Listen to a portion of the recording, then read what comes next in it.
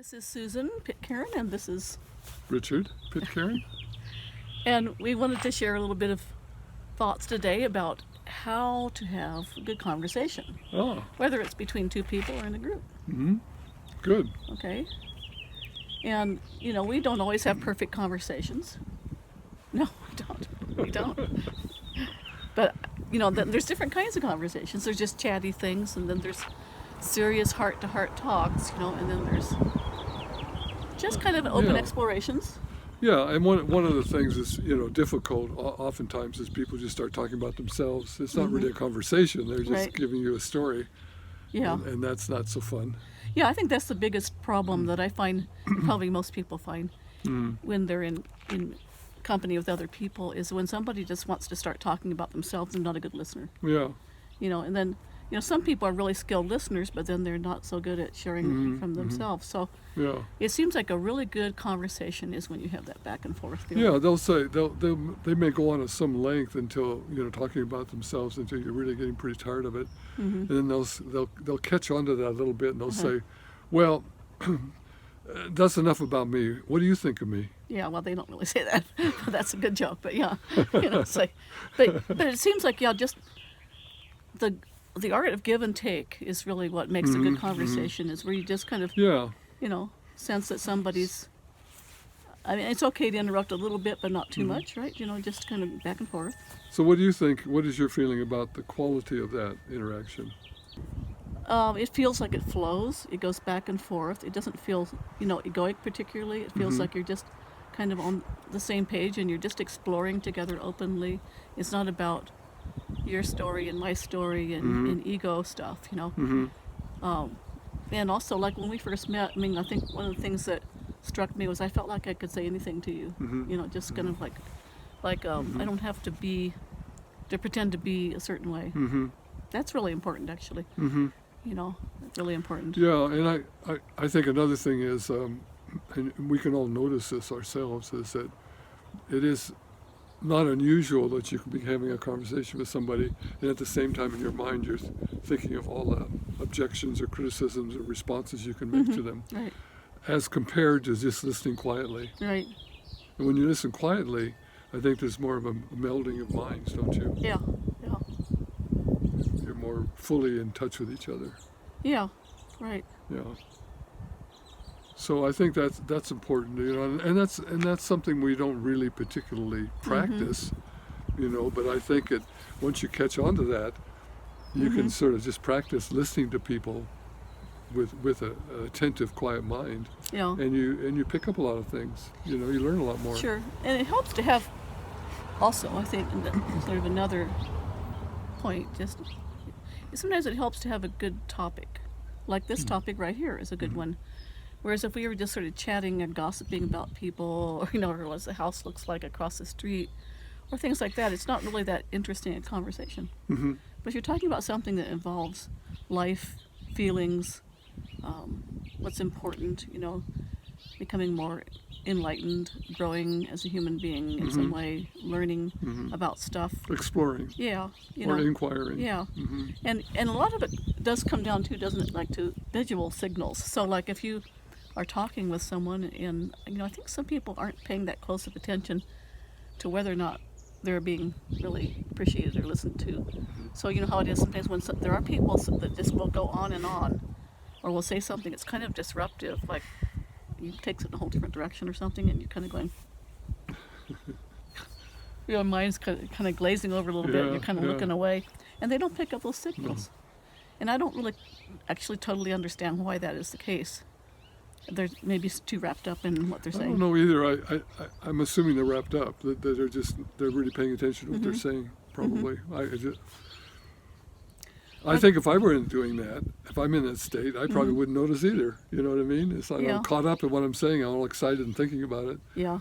So I think that's... Yeah, that probably happens to me sometimes. I get on one of my favorite topics and I start giving a little lecture on it or something. Wow, did you hear the latest about this really fascinating thing that I read years ago? Something like that. So It's not when you're in that state and you're expounding, it's not really a sharing. But sometimes I feel like it can be interesting, though. Like if someone's really interested in a certain topic, and there you can feel it's more of a feeling, right? When it's going back and forth about it. The nice birdies up there. They're having a conversation. Yeah. They're discussing whether that's a good place for a nest. I don't know what they're discussing, but it's beautiful. Another type of conversation that seems important to have sometimes, especially as a couple, or maybe with a parent-child situation or close friends, would be what's called the heart-to-heart conversation. And like when I studied counseling, one of the things they recommended, like when you're in kind of an impasse, when somebody's mad at somebody else, say, or or you're kind of having like an argument or a disagreement or something, it can be really helpful to sit next to each other, maybe hold hands or something like that, and put on a timer and just go, we've done this, we haven't done it that much for a while, we haven't seemed like we've needed to, but like 3 minutes for you, 3 minutes for me, and whoever, without interruption. Yeah, and no interruption at all, and whoever is the most upset is usually the one that should go first, so they feel heard. That makes sense. Yeah, and then often in that kind of a conversation, it comes to a deeper level. Like you might start out like, well, I'm pissed at you because you did X, Y, Z, and then it goes more to a heartfelt thing. Like, actually, I'm really afraid that you're going to, leave me or something like that. Would come out but I really appreciate da da da da. So it's like there's that.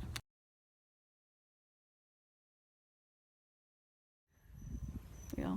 Another thing that just kind of a little formula back in my days of studying counseling and, group therapy and communication and stuff, sometime like about 30 years ago, I remember there was kind of a formula, like, this is another topic, but when you have a conversation where it's a difficult conversation, and you kind of want to confront someone with a bad habit in your mind that they do, that you want to try to correct or get them to change something. Yeah. And it's kind of hard to say it because you don't want to be insulting and you don't want to lose the relationship. Right. Okay, so like a kind of a general formula that they have for that I think works probably is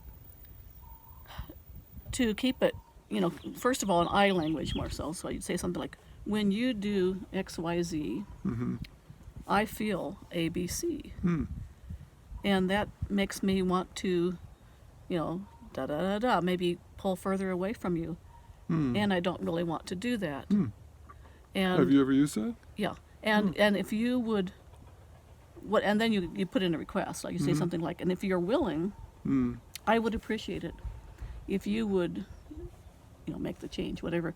Like if you would say interrupt less, or if you would say, listen to me more, or if, let's say, you would help with the dishes or whatever it would be, that you're trying to get the request.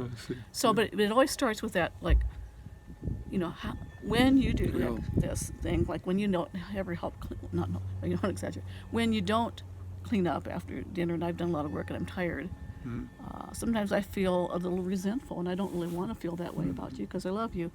And so, what would really help, what I appreciate would be if you just kind of ask more, pay attention more to how I'm feeling, and then maybe, see if pitch in there and do that. Something like that. So there's always this kind of, it's like a little bit of a negotiation at the end. And so it's not like, God damn it, why don't you ever clean up, like things like that, Those are the kind of, habits that, especially if we saw our parents talking that way, we're more likely to do. Yes. Yeah. Yeah, right. Yeah, I can see the difference there. Another thing, and this is one in small groups, I have a little difficulty knowing how to deal with. Maybe you have some thoughts on it. Small groups? Yeah. Like, what small do you? Like 2 or 3? Like a public group or something like that. A social group of... Maybe 20 or so? Yeah. Of 10 to 20 people, something like that, that maybe meets regularly, or as a support group or something like that. So let's say, there's often a tendency in a group like that for 1, 2, maybe 3 people to sort of do most of the talking, to kind of dominate, or to go on and on for a while about the same thing without really contributing, or sometimes to interrupt and take the conversation in a whole different sideways direction that is kind of all about, well, here's how I feel, instead of like listening to the other person. It's hard to manage that. So I have noticed that you do a good job, when we've had that situation, kind of come up of facilitating, meaning like, well, we haven't heard from so and so. Oh, That's nice. Maybe I think it probably helps to appreciate what the person's saying at some level. Well, that's nice to hear from you, and that's thank you for sharing. And I'd like to hear from yes. this person over here who hasn't been talking because Mm-hmm. they said whatever. Mm-hmm. So Mm-hmm. Mm-hmm. I mean, can you say something else about any advice you have about that? Well, I don't have a lot of experience doing that, but not too long ago I was kind of facilitating like Yeah. that, and what came up for me just spontaneously was, as you say, to kind of, first of all, you're aware the person's going on too long, it seems, but also I was just attentive to other people there and watching their reaction, and I would see certain things that it just seemed to me like they wanted to say something. It wasn't so much necessarily that they covered their mouth. It might have been that they made a fist in their lap, or they moved their arm or something. Sometimes But they might frown or kind of lean forward or something. I don't even remember that Sometimes they'll I go could like, that I can describe everything Yeah. I saw. But I just kind of noticed people were doing things, and then I would say, "Did you want to say something?" And oftentimes they say, "Yeah, I did," Yeah, and so yeah. that was interesting. So I was kind of catching on to Yeah. watching their Yeah, and back in body language. right when I studied a little bit of stuff again in small group process, I mean they said that's something they might call that following the energy of the group. Oh, just kind of okay. like you're just attentive to kind of where the energy's going. Yeah, yeah. It's an art. It really is. It seemed to go pretty well. Yeah. I mean, it wasn't effortful for me, but it did require me being attentive. Yeah, where I have trouble with doing something like that personally is I want to be liked or something like that, so I don't want to have people dislike me. Oh, And yet I sometimes find it difficult to be, to be kind about how I say that, because sometimes I get resentful that they're doing this. Don't you see what you're doing? You're making my job difficult here. Don't you see this? And so. so that's why you're concerned about not having them dislike you, because you do feel something about it. You have an emotion there. See, in the state I was just describing, I was pretty much emotionless. Neutral. I really was neutral. And so it wasn't so much a factor for me. But I can see how if you felt like some annoyance, and then you want to move it on, but you're afraid your annoyance is going to come out. Yeah. No, they're going to be angry at you in Yeah. return. Yeah. Right, So, so it's really tricky. I think what it's coming back to is sort of practicing and learning how to listen with just a quiet mind. Don't you Yeah, think? and to let go of the ego. I mean, and that part there, if one makes it kind of a competition with yourself or with others to kind of become egoless, then that becomes ego-full, Yeah. right, doesn't it? So Yeah. it's like, oh, I'm so enlightened looking. Another ability you've acquired. So it's almost like the whole thing just requires a person to be kind of a scientist about it, just to be observing without, identifying as like, all I am is this particular body and personality, it's like, instead you're just kind of like letting awareness and observation, intelligence, whatever, Yeah. just kind of check the whole thing out, which is kind of what I think we're doing right now, actually. I don't feel competitive with you. Sometimes I do, but I don't right now. But being honest about that, for example, and that's another trait that makes a very good conversation is honesty. Just Sure. saying, look, I'm not perfect. I have these foibles, right? Yeah, and sometimes I'll say in a situation like that where I feel I would like to say something that's honest, and I don't want to offend them. I'll sometimes introduce it that way. I'll say, right. "Well, I do have a question. I don't mean it to offend you by asking it if it's okay." And they'll say, Right. "All right," and then Yeah. I'll go ahead. And it usually works out fine. Yeah. They understand I'm coming from a Right. place of inquiry, and I'm not really trying to Right. judge them. Speaking honestly, I know some people, along on this subject, I know some people that are really skilled at confrontation, I guess you'd say, or assertiveness, and they have their little formulas for how they do it. Some people, teach it and so on, Yeah. and they probably make good managers, and good parents and good all that, but they usually seem kind of fearless about saying things like, okay, well, Johnny, when you do that, that's really not acceptable because da da da, and so what I'd like for you to do would be this thing here, and okay, it's like, whereas like, a lot of parents and, probably our parents will say, Johnny, get out of there, stop doing that, you know, just like give a command, you know. Yeah. But there's a certain skill to like, especially those positions where yeah. you're in charge, you know, like a parent or a manager. You've been kind of the boss of, you know, at the clinic and stuff. Not too, You yeah, had, but I yeah. didn't have a big group with me. I was just a few people, and I wasn't too bossy. Right. Well, I think that helped. I think people appreciated that. We got feedback that you were a good player. I think because you were just respectful of people. Yeah, interesting. So it's an important thing. I think it would help a lot in our society if people learned how to listen to each other.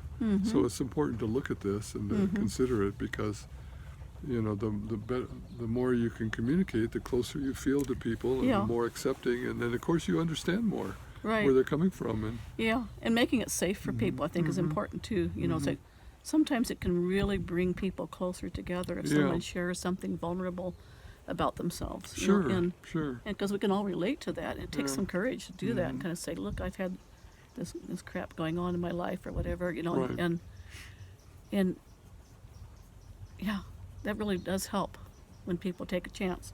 Yeah.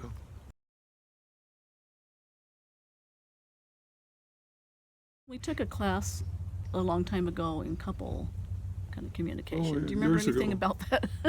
I guess we learned some things from it. I don't remember much, to be honest with you. One of the things I think was in that class was using I language more than you language. So instead of like, you're so lazy, you know, would you just stop doing that, or what? You know, instead of something like that, you'd say, I'm really tired and I could use some help. Oh. You know.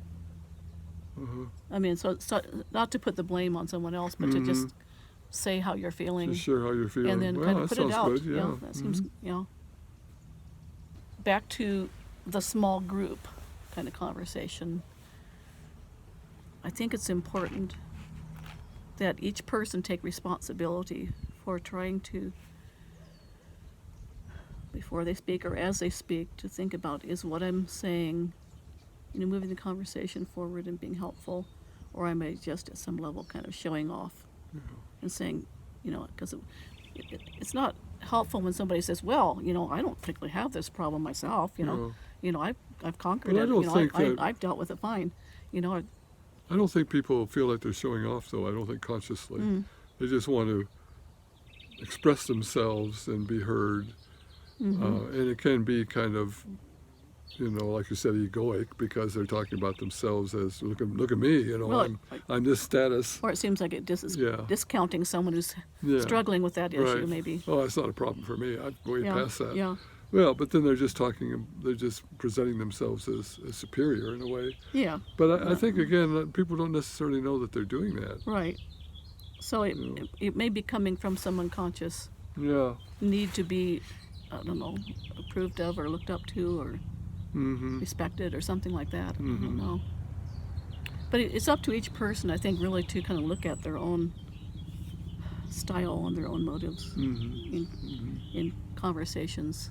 Yeah, it comes down to that personal responsibility. You have to, you know, be more attentive to what you're doing and why you're doing it. And read the cues from the other person. Yeah. You know, are they looking?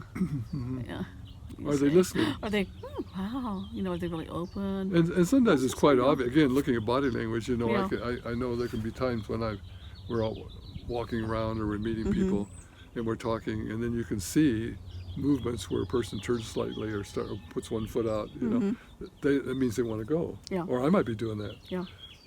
But that can be ignored. You just go on and on. Right. But you've been giving the signal that you're ready to go. You know, it's like, when people, there are a few people, I'd say it's probably less than 10% of the population that just doesn't seem to pick up those cues. No. Or if they do, they're not observing them. I don't know. Yeah. And then there's other people that I found that are extremely sensitive, really good listeners, and they really want to hear, and they do active listening. Active listening is where you kind of feedback the person's saying, and but not parroting it, just kind of like really, I hear what you're saying. You know, you're really kind of scared about that, aren't you? Yeah. You know, empathetic statements, but then sometimes they don't necessarily share much about themselves. Sometimes they do, but Yeah, that's an interesting question in itself. I think it would take interviewing one or two people like that we recognize do that and try to see. They may not know themselves why they do it. Sometimes in small group situations or in employee situations, maybe teams, that kind of thing, you'll have maybe one or two people that are kind of difficult in that they don't listen well, or they're bossy, or they're dominating. Yeah. And in our experience as employers, sometimes it just helped tremendously to just fire that person. I mean, it helped the rest of the group's morale. Yeah.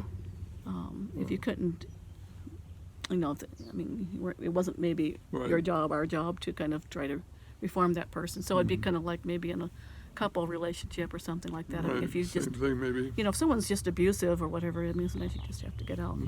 Yeah, might Yeah. be. Maybe that's the best you can do. Yeah, and to feel okay about it. So, and sometimes a lot of times I think things take care of themselves, kind of by themselves. Then another issue that has come up, and this used to come up, honestly, when we would be visiting your mother, and she would go on and on and on and on and on and on about just gossiping about other people, like people you'd hardly know about, and she'd just keep talking, and people talk that way. They just often will say, and this, da da da da, and this, and there's like never a chance to kind of get a word in edgewise. Okay, so I was talking once with a mentor of mine, Roger Mills, about that, and how it was, how I kind of had trouble dealing with that. Right. And he said, conversation isn't really about the content so much as it is about the feeling. So if you just have a feeling that you're connecting with and appreciating that person, just trying to look at them, and look at the person, the soul that's underneath what they're saying, then you can have a much better time. And that's also true like at parties. It used to bother me just the trivial, who are you, how am I, the chat, I'd look around for someone that was kind of more interesting to have a more in-depth conversation with, that kind of thing. So now I more often, I think, tend to just look for the nice feeling, just enjoy maybe the beauty of that person's eyes or something like that, and don't pay that much attention really to what they're saying if what they're saying isn't something that really warrants paying a lot of attention to. An idea that just came up for me as you said that was maybe what you're describing, that kind of state of listening, might even change what they're doing. Yeah, it could. Maybe they wouldn't go on so long. Maybe they're just looking for attention, probably most likely they are for or love. maybe approval. attention, or maybe we might say connection at a conscious level. That the minds merge because now you're listening fully and they're expressing, and now that they can sense that you're at one with them, so to speak, and then they don't have to keep talking to get your attention anymore. Right. It'd be interesting to explore that. Yeah, and that also I think would apply to little kids that kind of interrupt and kind of like mommy when you're trying to have a conversation. Just like the common understanding of psychology is they're looking for attention. Yeah. And so that's kind of, I guess it applies to adults too. Yeah. So we're doing a video here, and maybe we talked too long. Maybe It's time to stop. maybe we should shut up, and maybe you have some things to say. And thanks for listening. Yeah? Over and out.